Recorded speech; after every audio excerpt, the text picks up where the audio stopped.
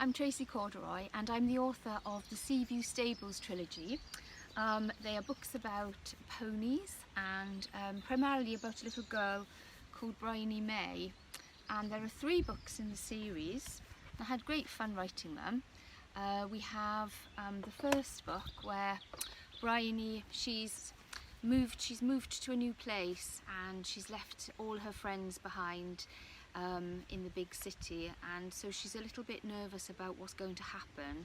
She doesn't know if she's going to make friends, and she's trying to deal with a lot of things going on in her life. Her dad has died and she's trying to come to terms with that. She's a bit nervous of it all. And the Seaview Stables trilogy was based on well, the little place that I live. It's not really a village, it's more of a little hamlet on a hill with little cottages, and it's got a stream, and I kind of looked around for inspiration where I was, and it's been great writing the series.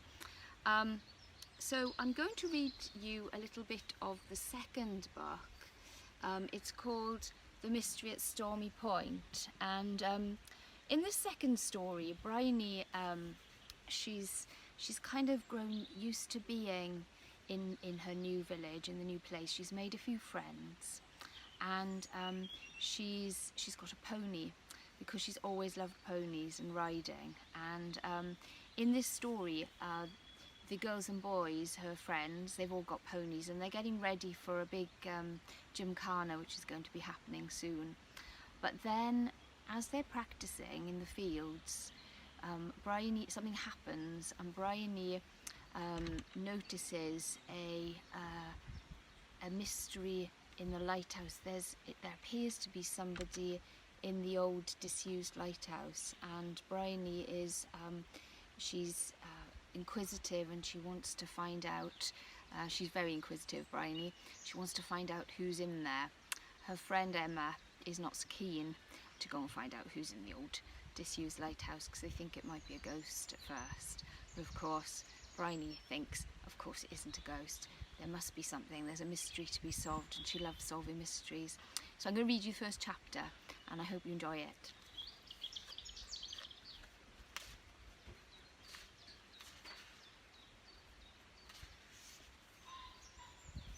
The pony that Bryony is riding and is getting ready for the gymkhana on is a pony called Red, her dream pony. Red's deep brown eyes sparkled, and his coat shone in the warm spring sunlight. Since Bryony May had become his owner last summer, the beautiful little bay pony had never looked happier. It was clear that Red adored Bryony, and that she adored him back. In fact, she couldn't have asked for a lovelier pony. It was a fine Wednesday afternoon in the middle of the Easter holidays. The little seaside town looked ever so pretty as primroses peeped up through the grass and clumps of daffodils dotted the rolling green hills. Bryony had only moved to Brookdale last summer, a couple of months before her 11th birthday, and despite a few rocky weeks at first, she had finally settled in really well. Not only had she become the proud owner of Red, but she'd made some great friends too. She was with 4 of them and their ponies now up in the field on the headland, practicing hard for the 80th Three Coves Gymkhana, which would take place this coming Saturday. They'd been going through their events every day for over a week. "Good boy, Red," said Bryony, as he finished a series of jumps. "You didn't knock over a single pole. Well done." They had borrowed these poles, along with some barrels, from the local riding school, Seaview Stables.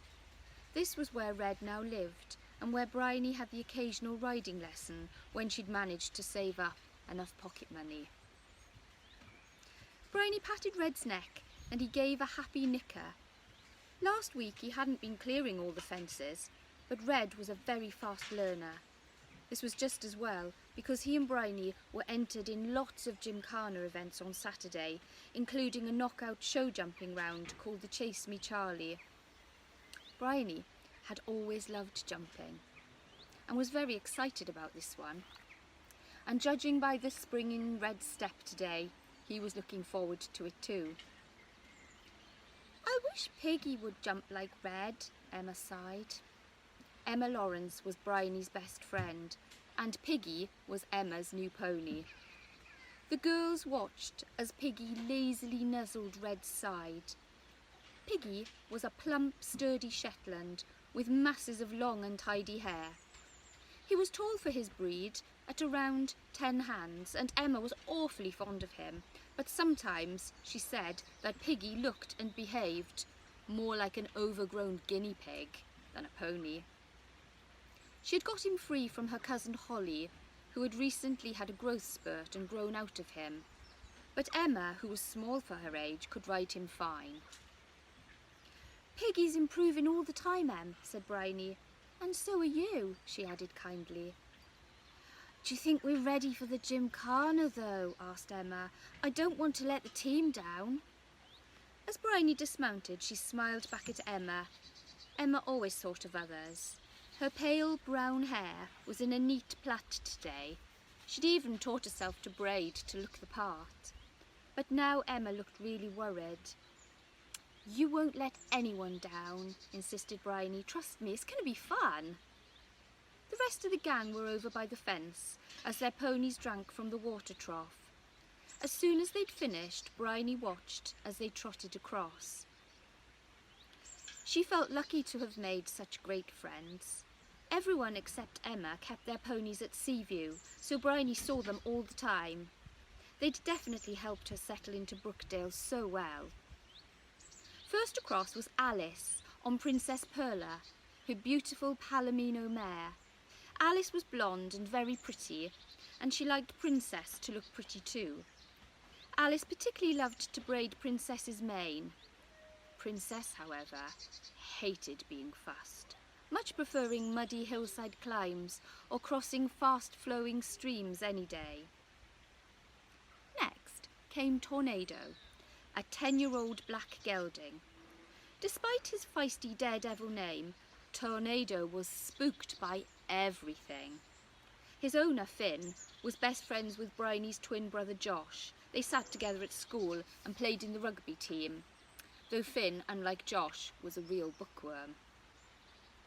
Then there was Harry, on Daffodil, a dapple grey Welsh Connemara cross. Daffodil was only 2 and very cheeky. Her favourite trick was swiping hats off people's heads. Bryony loved Daffodil's carefree spirit and knew she'd settle as she got older. She did need to learn the ground rules, though, and dark-haired Harry, the decisive one of the group, was firm but fair with her. The shortest pony pal was Emma's 8-year-old Piggy. He was the shaggiest, the laziest, and quite the greediest of the bunch too. If he couldn't snack on lush grass, then he'd nap. And if he couldn't nap, just don't expect him to move. Emma had only had Piggy for 4 months, having arrived last Christmas Eve. She couldn't afford many riding lessons at Seaview, so Bryony had been teaching her whenever she could. She'd also helped Emma settle Piggy into his new home, a field and barn up at White Mouse Farm on the steepest hill in Brookdale. The farm belonged to Farmer Jenkins, a good friend of Emma's dad. As Bryony stood admiring the little group of ponies, Red whinnied as if to say, "Hey, and me," and he gave her arm a gentle nudge. "Yes, you're special too," Bryony giggled, "but thanks very much for reminding me." With his ticklish left ear, bouncy black kiss curl, and little white star between his eyes, Bryony couldn't imagine loving any other pony more. Red's glossy brown coat was so beautiful too, throwing off rich red tones in the sunlight. That's why, back last summer, she had named him Red. As Bryony patted Red's neck, she glowed with pride. She couldn't wait to show him off at the gymkhana, and as well as a number of solo events, they were also in some team relays with her friends. These relay events, Bryony knew, were the ones worrying Emma most, because Piggy had to be fast for these, and he wasn't. One was the barrel race, where you had to race around barrels in a tricky cloverleaf pattern. When they'd practiced it earlier, Piggy had refused to move for 6.5 seconds. If he did this on Saturday, it would be a disaster. Though Bryony would never say. Emma was so nervous and needed all the encouragement she could get. Just then the sound of a bicycle bell sent the pony's ears all of a flutter. "Picnic time!" called Bryony's twin brother Josh, screeching to a halt in the grass. Josh was younger than Bryony by 7 minutes, and his hair was much neater than her unruly auburn curls. On his back, Josh had a rucksack crammed with food. "I hope you've been working hard for this," he said. Josh had set himself up as Gymkhana team coach, but only for Bryony's little group. He might not have a pony, but that didn't stop him wanting to be part of the gang, and everyone was very keen to have him around. "You know us," Harry grinned back. "We haven't stopped." Everyone tied their pony to the fence, and Josh quickly passed round the sandwiches. "Yay!" chorused the children, tucking in. Working so hard, and the brisk sea breeze had given everyone such an appetite. "Ooh, blackberry jam, my favourite," smiled Bryony. Her mum, who usually made their picnics, had got it spot on today. As she ate, Bryony gazed across the headland out to the sea, which was now a sparkly teal blue. Puffy clouds, like marshmallows, were drifting through the sky as the waves crashed on the rocks below. Framing the cove were neat green hills, and behind them was town, if you could call it that. Tiny, cobbled and higgledy-piggledy, the shops were cosy and cave-like, and the houses wore the soft, sweet colours of ice cream. Bryony couldn't imagine living anywhere else now. Brookdale was much prettier than the city they'd moved from. The soft, sandy beach, with its magical caves, was practically on the doorstep. And there were countless fields and flower-filled meadows, which were perfect for hacks. No wonder this place was jam-packed with ponies. The twins lived in Plum Cottage, an ancient and magical place. It reminded Bryony of the Hansel and Gretel cottage in the old fairy tale with the witch, though sadly Plum Cottage was not made out of sweets. It did, however, have a wild back garden with a huddle of plum trees and a swing. After their dad had died last year, Bryony and Josh had moved here with their mum for a fresh start. They'd also come to be closer to their grandpa, who lived in one of the pretty fishermen's cottages. Bryony brushed a windswept curl from her face, and her gaze fell on Seaview Stables to the right. The field that they were in belonged to the stables, and it was separated from it by a sturdy fence that skirted right round the perimeter. Red seemed very happy living at Seaview. Each morning before school, Bryony would feed and muck him out, and after school she'd take him on hacks.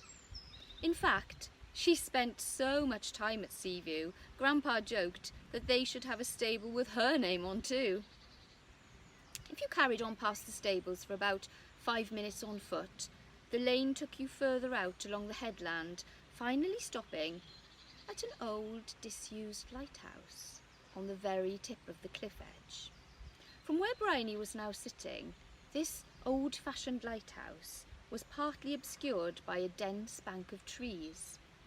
She could see the lighthouse's top circular window and a part of the stripy red and white wall just beneath. It always reminded her of the striped sticks of rock you could buy in the kiosks on the prom, except this lighthouse stick of rock looked terribly faded, as if someone had left it too close to the sunny window. As Bryony helped herself to one of Mum's homemade pasties, the first butterfly of the year floated by. Now that spring had arrived, Bryony was looking forward to being out and about a lot more, and she could hardly believe that she was practicing for the Gymkhana on her very own pony. This was something she dreamed about for so long. And Bryony wasn't the only one thinking about the Gymkhana. "We have to win that golden horseshoe trophy," said Harry, crumpling up her empty crisp packet. She flicked her shiny black plait over her shoulder in a very businesslike way. Small, powerfully built Harry was a gymnast too, and that meant she was terribly competitive. "Yes, especially this year," Alice agreed, "as the gymkhana is going to be in our town." She brushed a tiny crumb off her spotless hoodie as Bryony felt a planet-sized lump of pasty crust suddenly land in her lap. She scooped it up quickly before anyone saw. If only, thought Bryony, she could be half as neat as Alice. Not always, just now and again. She forced a stray curl behind her left ear, but knew she was fighting a losing battle. The brisk Brookdale breeze encouraged her hair to do as it pleased. "What are Cockledore and Nettleton like then?" asked Bryony. "Well, Cockledore's okay," Alice replied. "But Nettleton's very serious," said Finn. "We're very serious too," piped up Josh. "Yeah, but Nettleton's grumpy with it," said Harry. Further along the craggy coast were two more seaside towns like Brookdale, each tucked into their very own pretty cove too. Nettleton and Cockledore, along with Brookdale, took it in turns to host the annual gymkhana. This year it was in Brookdale, so Peak Point Stables was coming from Nettleton and Whitecliff Stables from Cockledore. Seaview Stables provided all of Brookdale's riders, but every rider, no matter where they came from, longed for their own town to win the horseshoe trophy, a special one awarded to the stable that got the most points overall. As well as riders from the other towns, Bryony knew she'd also be competing against riders from Seaview. More than anything, though, she wanted to show off Red. He'd been working so hard, he deserved to do really well. As Emma leaned over to pick up a cupcake, Bryony heard her sigh again. "Don't worry, Em," she said quietly. "You and Piggy are doing much better than you think." When Bryony had first arrived in Brookdale, Emma had helped her so much. Now it was time for Bryony to repay Emma's kindness. Bryony's thoughts flicked back to last summer, when she'd been the new girl in town. Then Red had been owned by a girl called Georgina Brooke. Georgina was very stuck up and used to getting things her own way. She had despised Red from the moment he'd been given to her as a surprise by her parents, saying that she would have chosen a much better pony. Bryony remembered the first moment she'd seen Red in the beechwood. That afternoon he'd been scared of the wind, and Bryony had comforted him. Bryony had immediately fallen in love with the little bay pony, and Georgina had been very jealous of the way he had trusted Bryony. Bryony remembered that incredible day when Red had become hers, when Georgina's mother had seen how he loved Bryony and how badly her daughter had been behaving. Emma, who'd been bullied by Georgina too, had finally found the courage to stand up to her at the summer fete last year. But not for herself. Emma had done it for Bryony, and Bryony would always be grateful to Emma for that. Peeling a banana, Bryony glanced across to Red. She knew Georgina was out for revenge, and the gymkhana would be the perfect opportunity for it.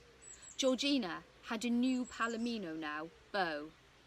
Bryony had seen them out in the fields. Pale gold Beau had looked very powerful as they'd practiced for the show jumping.